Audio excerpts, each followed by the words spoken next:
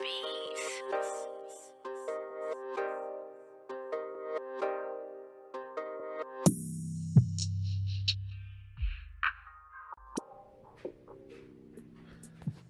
Yo, what's up, YouTube? This is your boy Junior, aka Smoking Guns, out here in Tucson, Arizona, representing the Ultimate Fight Club, giving you the latest content in boxing and MMA news that is out. So, today's video, we're going to be talking about the Derek Chisora versus DILLIAN WHYTE fight, okay? Derek Chisora versus DILLIAN WHYTE. And dude, I was actually looking forward to this fight. This fight happened yesterday afternoon, around the late afternoon or something like that. It was up in England under Matchroom Boxing, and it was actually on Showtime. I'm surprised that DAZN didn't pick that fight up, but it was on Showtime. And man, it was actually a very entertaining fight, man. I watched the first fight, and after watching the first fight, it was a very entertaining fight. It was a fun fight. So I was pretty excited to be able to see this rematch, to see if it was going to be able to live up to that first fight. And going into the fight, dude, you could see that both of these dudes were training their ass off. And at the weigh-ins, dude, you even see Derek Chisora, and he had the inklings of a little six-pack right there. I'm like, damn, this little homie got a little six-pack on him right now. I'm like, yo, you know he taking this fight serious. And I'm thinking he trained his ass off the way that he did, because going into that first fight, you could see when they were going for broke, he would be gassing out, and then he'd have to back on the ropes, getting whooped on the ropes, and then he would try to fire back off after he kind of got his wind back. So I know that he trained for this fight so he could be able to go for broke without gassing himself out like he did in that first fight. But going into this fight, man, it was a really good fight from the first round all the way to the round where it got stopped. Now, the first round, I actually gave that round to DILLIAN WHYTE. Some of the judges, they didn't give it to DILLIAN WHYTE. Some of them gave it to Derek Chisora. But I thought DILLIAN WHYTE actually controlled that round using his jab, being able to use his range to keep Derek Chisora on the outside, not letting him come in. And Derek Chisora was still getting in some good work on that first round. But I think that DILLIAN WHYTE controlled the tempo of that first round. But then going into the next few rounds, man, going into round 2, 3, 4, even round 5, man, dude, Derek Chisora was friggin' doing his ass in, man. He was using really good head movements, slipping punches, rolling on the inside, being able to get on the inside of DILLIAN WHYTE, man, and he was getting in some really good work,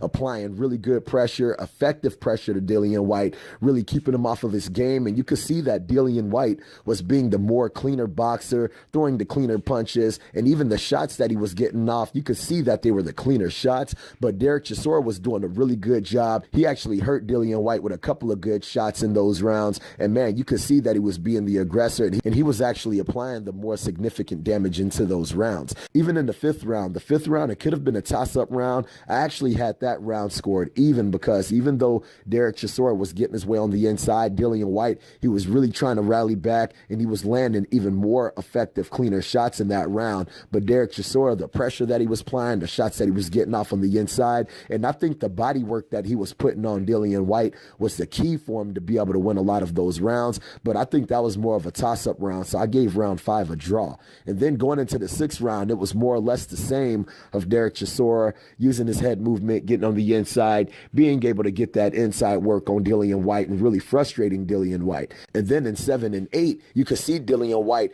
being a little bit more effective with those cleaner shots. Derek Chisora, he was getting a little bit more winded, but DILLIAN WHYTE was really able to get some of those cleaner, effective shots off. And in round 8, Derek Chisora actually got a point taken away just because of the grinding, dirty style that he was using. He was coming in with his head a lot, and the referee had actually warned him throughout the fight, you know, watch your head, watch your head. And then in this particular round, the referee pretty much had enough and was like, you know what, ended up deducting a point from Derek Chisora. But Derek Chisora still ended up grinding that round out, but I still gave that round to DILLIAN WHYTE, and I gave that a 10-8 round for DILLIAN WHYTE. And then going into round 9, 10, and 11, Derek Chisora kind of got his win back. That's why I think in round 7 and 8, he wasn't coming in as hard and as aggressive as he was in those prior rounds, but he was doing a really good job. Like I said, he was using some really good head movement, being able to get on the inside, being able to frustrate DILLIAN WHYTE, not being able to land those really clean shots. And I actually gave him round 9 and 10. And then in round 11, he was doing more or less the same, using his head movement to get on the inside. And there was a point in the beginning of the round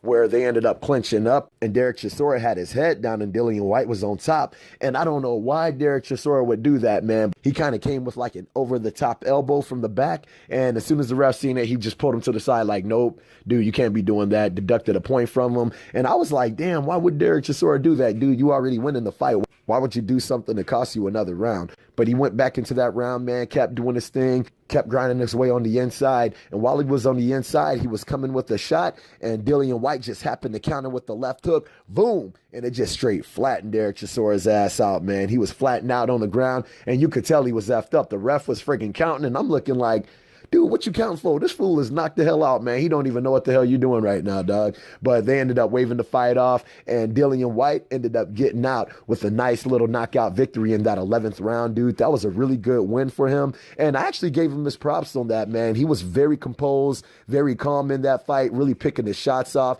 He showed that he did improve as a boxer, but going up against a dude like Derek Chisora, we really can't say how much he has improved because Derek Chisora has that more grinding style, but you can see that Dillian White has improved on being able to stay calm and collective under pressure, under fire, being able to pick his shots off. And that is how he was able to get that knockout win in this fight, because in the first fight, he was just throwing some wild ass shots, missing wildly, throwing himself through the ropes, all kind of crazy ass stuff, man. But in this fight, he was really picking the shots very well, and he picked that left hook off perfectly, man, in order to be able to take out Derek Chisora and be able to get that damn knockout, man. So congratulations to Dillian White on that fight, and I would really like to see him elevate his game up, man. To tell you the truth, seeing Dominic Breazeale last night, even though Breazeale got that knockout, dude, I would like to see Dillian White fight his ass, man. To tell you the truth, I think Dillian White would take out Dominic Breazeale, dude, because Dominic Breazeale really didn't look good at all last night, man. I was like, it was almost like a friggin' jab fest. And I think Dillian White would end up picking his ass apart, to be honest. But then after the fight, Dillian White, he gets on the mic and he starts calling out Anthony Joshua. And Anthony Joshua, he goes up to the ring, and it was actually kind of cringy, man, because he was on the outside of the ring at the corner of the ring, and he's talking to Dillian White, and he was all trying to justify like, oh, you know, I would fight you, but I really want to fight Deontay Wilder. And you could tell Dillian White, he was friggin' aggravated about the situation because he feels like he's proved his way to be able to get a shot. But Anthony Joshua, he was all, you know, I want Deontay Wilder first. I want Deontay Wilder. So if I don't fight Wilder, then I'll fight you guys. And then he's trying to get justification from the crowd talking about, hey, do you guys want to see this fight? Do you want to see this fight? Because if this fight happens, I don't want you guys to be booing me and this and that. And I'm like, dude, you don't have to justify anything, man. Like, if you just be real with yourself, you already know that Deontay Wilder is going to be fighting damn Tyson Fury, man. You know that they're having that rematch, so I don't know why you keep trying to chase this fight right now when you already know what's going to happen. And it seems like he's trying so hard to do this damage control because he caused it on himself. And don't get me wrong, dude, as a fighter, I really like Anthony Joshua. I think he's a friggin' great heavyweight. He's one of the best heavyweights. He's one of the top heavyweights, man. And he's got the ability to beat any heavyweight, man. But with the way that he acts on the outside of the ring with this friggin' political, oh, I'm the A side, I make the money, you don't get nothing, you got to do what I say. Dude, all this stuff, it backfired on him. So he just needs to just wait till after this rematch. And then after the rematch, dude, you can do all the calling out in the world, because I know after that rematch, dude, that fight will happen. But as of right now, Deontay Wilder and Tyson Fury, they're about to rematch. So you might as well either fight Dillian White in April at the Wembley. And I know that they made a lot of accommodations at Wembley in order to be able to do the seating arrangements so they could be able to sell it out for a Deontay Wilder fight. You might as well do a fight with either Dillian White. You might as well fight a dude like Luis Ortiz. Or if you want, you could fight friggin' Big Baby Miller. I mean, personally, I don't really want to see that fight.